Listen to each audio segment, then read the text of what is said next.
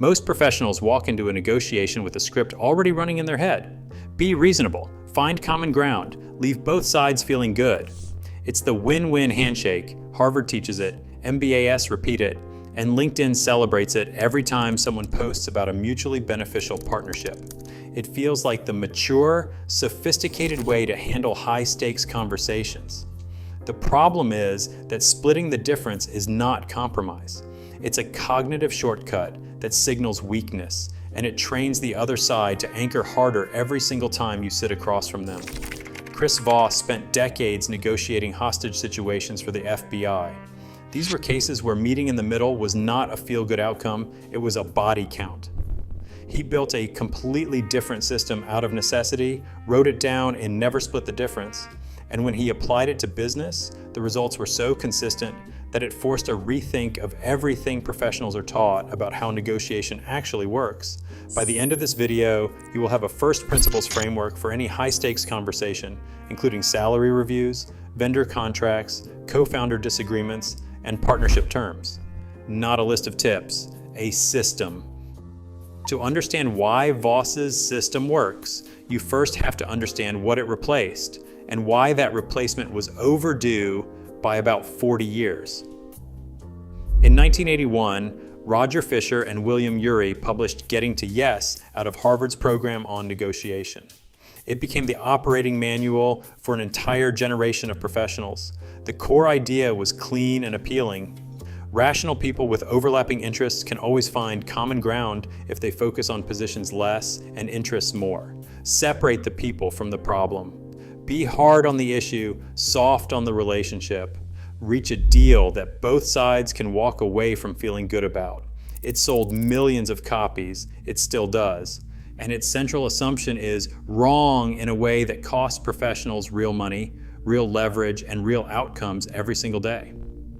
Getting to Yes treats negotiation as a logic problem. You map the interests, you find the overlap, you construct a rational agreement.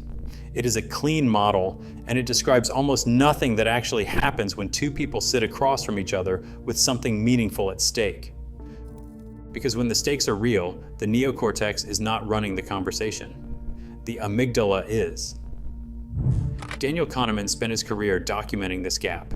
His System 1 and System 2 framework breaks human cognition into two modes. System 2 is slow, deliberate, analytical, the version of yourself that does math and reads contracts. System 1 is fast, emotional, automatic, the version that reacts before you have finished forming the thought. Under pressure, under uncertainty, when something important is on the line, System 1 takes over. It is not a character flaw, it is biology. Getting to Yes is a System 2 tool. It assumes both parties are operating rationally, weighing interests, processing information clearly. Voss was trained in this method, then deployed into hostage negotiations, and watched it fail in real time because the people he was negotiating with were not rational actors in a logic seminar. They were frightened, cornered, and running entirely on threat-response instincts. The rational model broke down every time the situation got serious enough to matter. But there is a second failure buried inside Getting to Yes that is more subtle and more damaging for professionals in everyday contexts. The win-win frame does not just misread human biology, it corrupts your objective before the conversation even starts. When the goal is agreement, no becomes failure. And the moment you are afraid of hearing no, you start making concessions you have not earned yet. You soften your opening position. You signal flexibility before the other side has shown you anything. You pre-compromise in your own head, then walk in already behind. That fear of no is exactly where leverage bleeds out.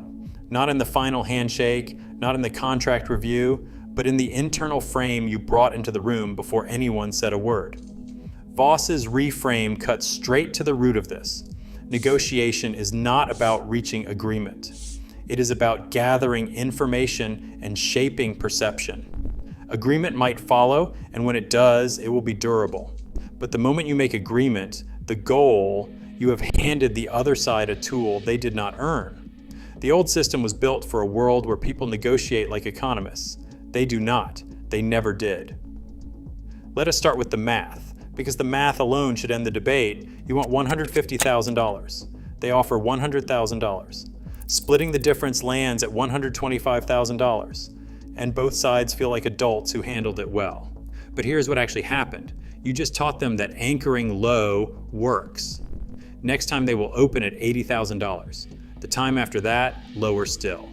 Every time you split the difference, you are not resolving a negotiation. You are writing the instructions for how to beat you next time. This is the structural problem with compromise that nobody talks about in the MBA curriculum. It is not just a bad outcome in isolation, it is a training mechanism. You are actively shaping the other side's future behavior, and you are shaping it in the wrong direction. Nassim Taleb makes a related point in Skin in the Game that maps directly onto this. In any situation where the stakes are asymmetric, where one side has more to lose or cares more about the outcome, the party with lower skin in the game holds the structural advantage. They can walk away more easily, hold their position longer, and absorb uncertainty better. Compromise eliminates that asymmetry. The moment you signal that you are willing to meet in the middle, you have told them you care more about closing than they do. That information is worth more than whatever dollar amount you are arguing about. Now zoom out from the headline number, because that's where most professionals stop looking, and it's the wrong place to look. Picture a vendor negotiation where both sides shake hands on a price that sits exactly between the two opening positions. The buyer feels good, the seller feels good, the deal looks balanced on paper. But the payment terms got pushed to net 90. The delivery window expanded by 3 weeks. The contract flexibility clauses got stripped out in the final draft because everyone was so focused on the number that nobody paid attention to the surrounding structure. The headline looked fair, but the full deal was not even close. This is what Voss calls yes debt, and it is one of the more insidious failure modes in professional negotiation. When you push for agreement before both sides have genuinely worked through their constraints, you get a yes that was given to end the discomfort, not because the other person is actually committed to execution. They signed the contract, they do not feel good about it. And the moment something gets hard downstream, that fragile commitment cracks because it was never built on honest ground. Jim Camp spent years developing a negotiation system built around a counterintuitive premise. No is not the problem, it is the solution. His framework argues that no creates safety. It tells both parties that honesty is allowed in this conversation, that one side is not going to collapse the moment the other pushes back. When someone knows they can say no without consequence, they stop performing agreement and start describing their actual situation. That is the information you need. You cannot build a durable deal without it. There is also a cost here that does not show up in any contract, and it compounds quietly over years. Chronic compromise erodes your own internal standard. If you pre-compromise before every conversation, softening your number in your head before you even sit down, deciding in advance what you are willing to give up, you stop knowing what you actually want. You have never negotiated for it. You have only ever negotiated for a discounted version of it. The objective in any high-stakes conversation is not a signed agreement. It is a durable outcome, one that holds up under pressure because both sides said what they actually meant, understood what the other side actually needed, and built something on that foundation instead of on mutual discomfort with conflict. Agreement without that foundation is not compromise. It is a deferred argument. If you want to read Never Split the Difference for yourself, I have put it as the first link in the description. As an Amazon associate, I earn from qualifying purchases. So if the goal isn't agreement and compromise is a trap, what's the alternative? Voss's answer is tactical empathy. And the name does a lot of work, so it's worth being precise about what it actually means before we go any further. Tactical empathy isn't about being warm. It isn't about building rapport or finding something you have in common with the person across the table. It's not a personality trait, and it's not a mood. It's a cognitive discipline. Accurately identify what the other person is feeling and make them feel that you've identified it correctly. That's the whole mechanism. The word tactical is doing the heavy lifting. This is a deliberate, deployable skill, not a disposition. The reason it works runs deeper than communication theory. When someone feels genuinely unheard, not just talked over but dismissed at the level of their emotional state, the amygdala stays hot. Cortisol stays elevated. A brain running on threat response chemistry becomes less flexible, not more. It narrows. It locks onto its position and defends it harder. You can bring the most logical, well-structured proposal in the world into that room and it won't land because the person you are presenting it to is not in a state where logic is the dominant processing mode. Tactical empathy is the physiological off switch for that response. When someone feels accurately understood, the threat signal drops. The amygdala quiets. Cognitive flexibility comes back online. Now, you are negotiating with a person who can actually process what you are offering, instead of a nervous system that has been defending itself since the conversation started. It is worth drawing a clear line between this and what Robert Cialdini documents in Influence. Cialdini's 6 principles, reciprocity, commitment, social proof, authority, liking, scarcity, are compliance triggers. They work by activating a pre-wired bias. You are not changing someone's state, you are pulling a lever that produces a predictable response. That is a different operation entirely. Tactical empathy does not pull a lever, it removes a barrier. You are not creating a condition that bypasses someone's judgment, you are creating a condition where their judgment can actually function. This distinction matters practically because one of these approaches degrades under scrutiny and one does not. The moment someone recognizes a compliance trigger, it loses most of its power and damages your credibility. Tactical empathy gets stronger the more consistently you apply it, because it is building an accurate record of how you treat people in difficult conversations. Here's where Voss introduces a concept he calls Black Swans, and we will go deep on this later. It is worth flagging now because tactical empathy is the primary tool that surfaces them. Every negotiation contains pieces of information the other side has not volunteered. A hard internal deadline, a budget constraint from above, a fear about how the deal will look to their board. They are not hiding it strategically. They are often not even fully conscious of it, but it is shaping every position they take. Tactical empathy creates the conversational conditions where that information comes out, because people share what they actually need when they feel safe enough to be honest. The practical requirement is the part that most high performers resist. Tactical empathy demands that you slow down and listen at a depth that feels genuinely uncomfortable if you are wired for action and closure. It requires you to sit with someone's emotional state long enough to accurately name it before you have said anything about your position, your offer, or your solution. For people who have built their professional identity around being decisive and assertive, this feels like stalling. It is not. It is the mechanism that makes everything else in the system function. Win-win thinking is a single application trying to run on hardware it was not designed for. You can keep patching it, keep trying to make the logic more airtight and the proposal more rational. But the underlying operating system is still built on the assumption that the other person is a calm, rational actor, and they are not. Tactical empathy is the operating system level upgrade. Every tool Voss teaches, and we are about to get into the specific ones, only produces results because this foundation is underneath them. The first tool Voss teaches is so simple that most professionals dismiss it the first time they hear it. Then they try it, and they stop dismissing it. Mirroring is simple. Repeat the last 3 words of what someone just said, or the most important 3 words if the sentence was long. That's it. Someone tells you the timeline is impossible and the budget is already locked. You say, already locked in? Then you wait. They will keep talking, almost every time. The neurological reason this works is worth understanding because it explains why the simplicity is not a bug. When someone hears their own words reflected back in a neutral tone, the brain reads it as confirmation that the other person is tracking them. The instinct that fires next is elaboration. Keep going, they are with you.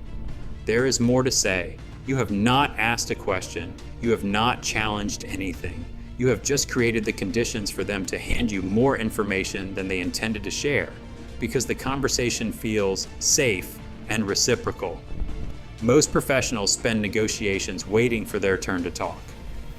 Mirroring is the structural opposite of that. It keeps the other person generating information while you listen for the thing that actually matters, not the position they are defending, but the constraint underneath it. Labeling operates on a different mechanism, but it builds toward the same outcome. Where mirroring surfaces information, labeling reduces the emotional charge that is blocking it. The format is straightforward. Say, it sounds like, or it seems like, followed by an accurate observation of what you are reading in the other person's state. Not what you think about it, not whether it is reasonable, just what you observe. It sounds like this timeline is putting real pressure on your team. That sentence does something that a question cannot do. It does not ask the other person to respond. It invites them to correct or confirm. And the correction is often where the real information lives. If you have labeled accurately, you will usually hear some version of, yeah, exactly, and then they will tell you more. If you have labeled slightly off, they will correct you, and the correction is just as valuable because now they are describing their actual situation instead of defending a position. The distinction Voss draws between labeling and sympathy is one of the more practically useful separations in the whole book. Sympathy says, I understand how you feel. That statement shifts the focus. Now the conversation is about you and your understanding, which puts the other person in the position of evaluating whether your empathy is genuine. Labeling does not make that claim. It says, here is what I am observing, and implicitly asks, am I reading this right? One of those approaches builds rapport. The other builds something more durable. It builds the sense that you see the situation accurately, which is a different kind of trust. Cialdini's liking principle argues that people are more likely to work with people they like. That is true as far as it goes. But what Voss identifies as something more specific, people want to be accurately perceived. Generic rapport, sports teams, weather, mutual connections, creates a surface-level warmth that evaporates the moment the conversation gets hard. Accurate labeling creates the sense that you understand the actual situation, which holds up under pressure because it is based on something real. Two mistakes show up consistently when professionals start using labels. The first is labeling too early, before enough information is on the table to label accurately. A bad label lands worse than no label because it signals you were not listening. The second is following the label immediately with a question, which collapses the silence that makes labeling work in the first place. After a label, stop talking. The discomfort you feel in that silence is yours. The other person is processing, and most of what you actually need will surface in the next 10 seconds if you don't fill the gap. Silence after a well-placed label isn't dead air. It's where the conversation earns its value. Mirroring opens the flow. Labeling reduces the heat. Between them, you've created a conversation where the other side is giving you what you need without realizing they've done it.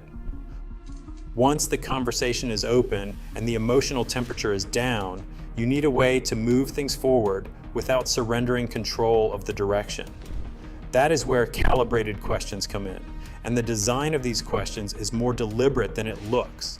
Calibrated questions start with how or what, not why, and not anything that can be answered with a yes or a no. Why sounds like an accusation. Asking, why did you price it that way, puts the other person on the stand.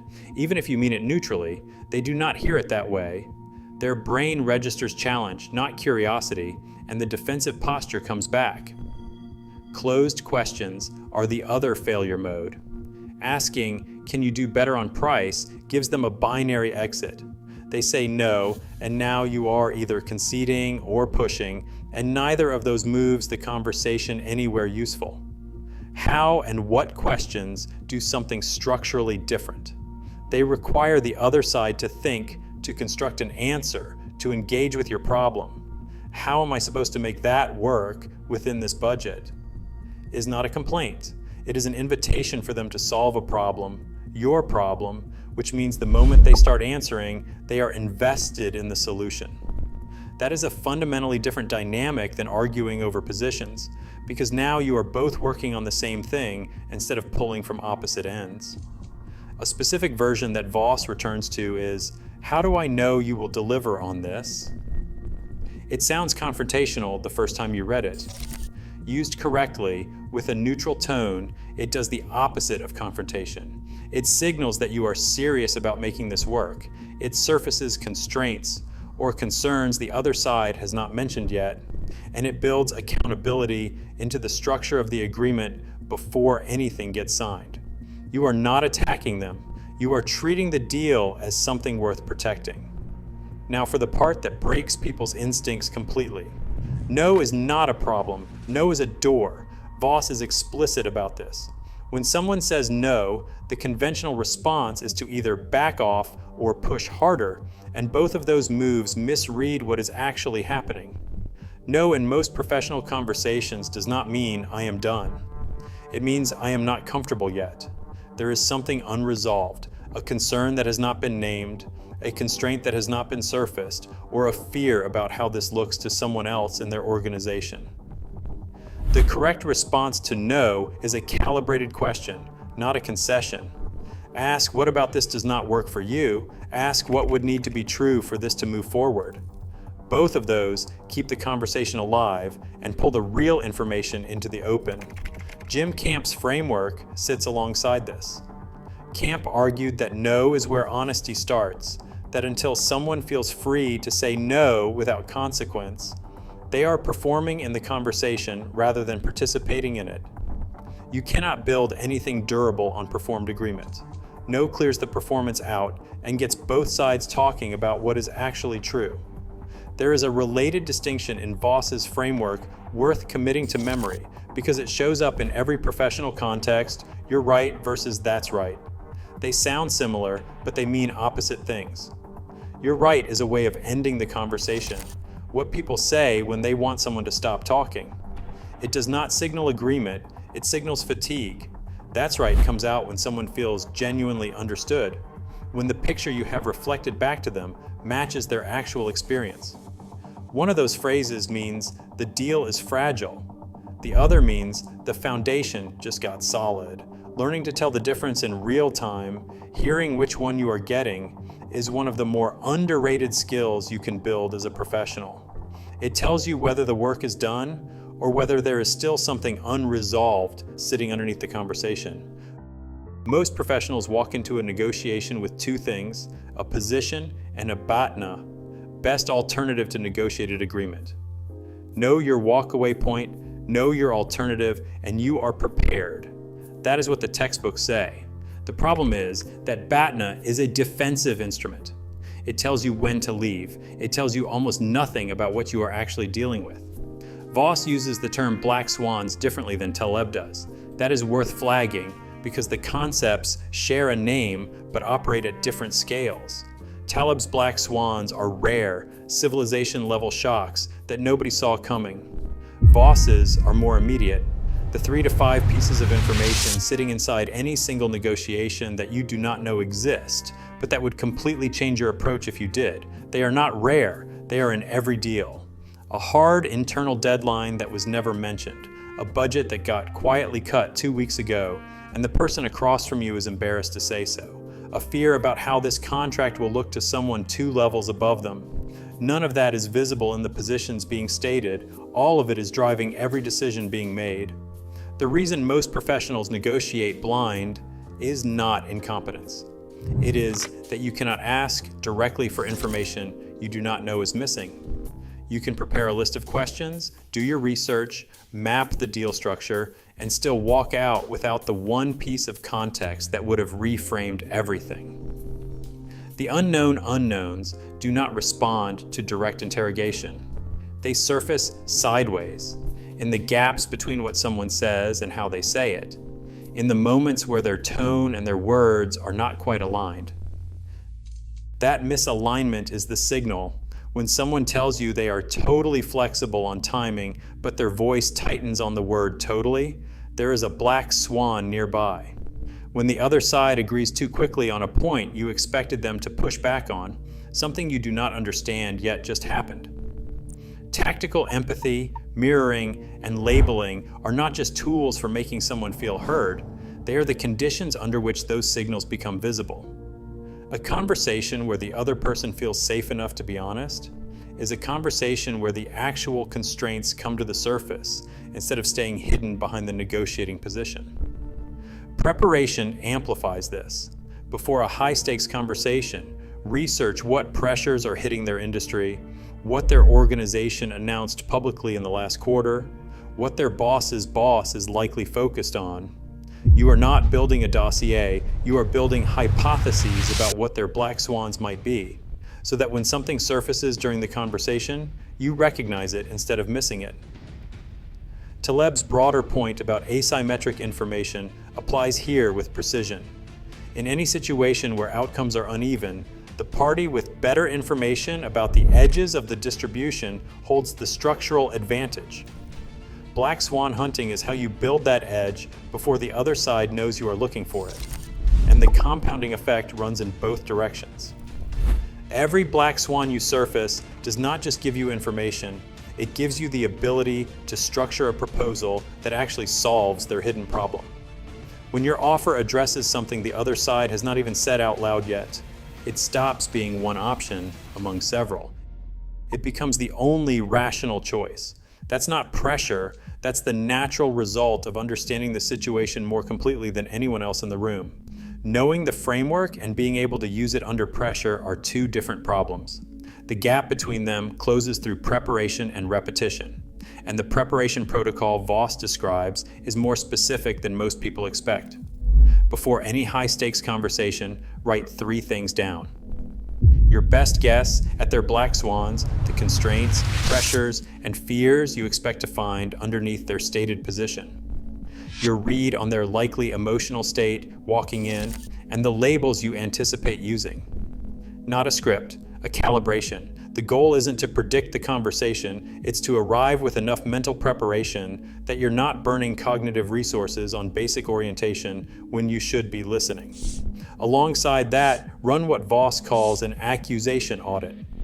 List every negative thing the other side might be thinking about you, your proposal, or the situation before you walk in the door.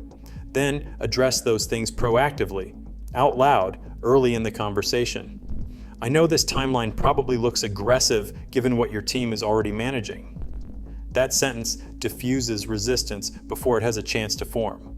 Most professionals wait for objections and then respond to them. The accusation audit lets you remove them before they harden into positions. Salary negotiation is the context where these failures cluster most predictably. Most people anchor below their actual number before the conversation starts. Treat the first no as a ceiling rather than an opening, and never use a calibrated question to understand what the real constraints are on the other side. Is it a budget freeze, a band structure, a timing issue tied to a performance cycle? Those are solvable problems, but only if you surface them.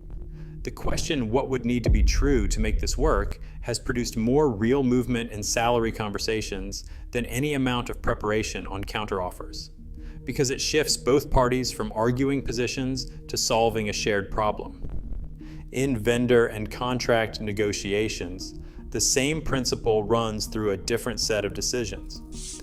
How am I supposed to work within that delivery window is not a complaint. Used with a flat, calm tone, it is an invitation, one that asks the other side to engage with your actual operational reality instead of defending a number they threw out to see what would stick. The internal applications matter just as much. Getting buy-in from a skeptical team member, working through a disagreement with a co-founder, navigating a conversation with a board member who is not aligned. All of it runs on the same biology. The amygdala does not check the org chart. Tactical empathy, labeling, and calibrated questions work in a board meeting for the same reason they work in a hostage situation. The human nervous system under stress behaves the same way regardless of what is written on the door. Build the muscle before you need it. Start with a cable bill dispute or a hotel room upgrade, low stakes, no relationship consequences, real enough to require focus. What you are practicing is not the specific script. You are building tolerance for silence, comfort with the pause after a label, and the discipline to ask a how question instead of making a counteroffer.